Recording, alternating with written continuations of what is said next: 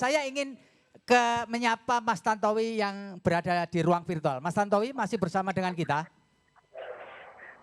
Masih Mas, masih. Iya, Mas Tantowi, apakah Partai Golkar juga tetap mengandalkan menjaring para selebriti dan public figure untuk tetap mempertahankan posisi sebagai partai papan atas di Republik ini dalam pemilu 2024 ke depan, Mas Tantowi? Silakan. Ya, terima kasih Mas untuk kesempatannya. Ada beberapa hal yang ingin saya sampaikan. Pertama, Golkar sejak awal itu menjadikan dirinya adalah rumah untuk semua rakyat Indonesia. Tidak memberikan prioritas atau karpet merah kepada masyarakat dari kelompok profesi tertentu. Semuanya bergabung di sini, dari yang namanya aktivis, organisatoris, pengusaha, alim ulama, para pendidik, profesional, termasuk seniman yang sekarang disebut sebagai selebriti. Jadi selebriti atau seniman apapun bidang yang digeluti mendapatkan porsi dan tempat yang sama dengan profesi-profesi lain.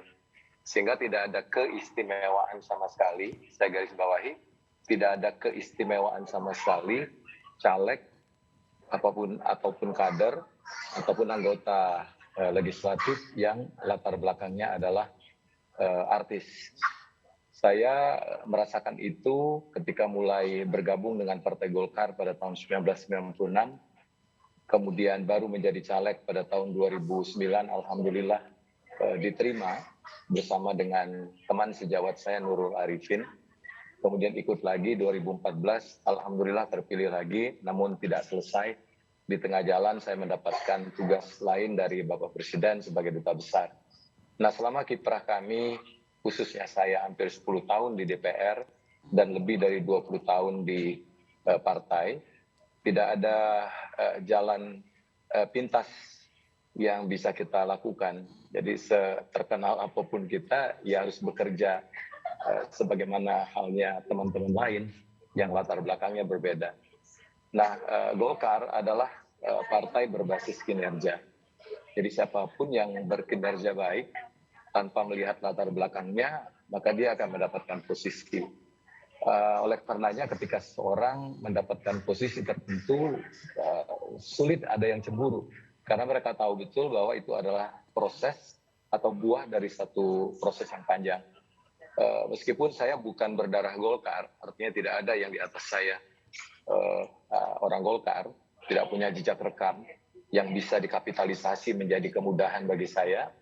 Karena saya dianggap berkinerja baik, sebelum menjadi anggota Dewan pun saya sudah mendapatkan posisi yang cukup mengkilat di DPP.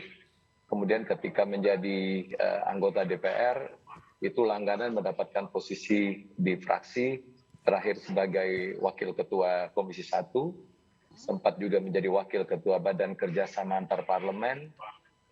Kemudian di DPP sendiri, alhamdulillah selalu menempati posisi sebagai ketua. Berbagai kompartemen pernah saya pimpin di dalam konteks DPP. Demikian juga teman saya Nurul Arifin.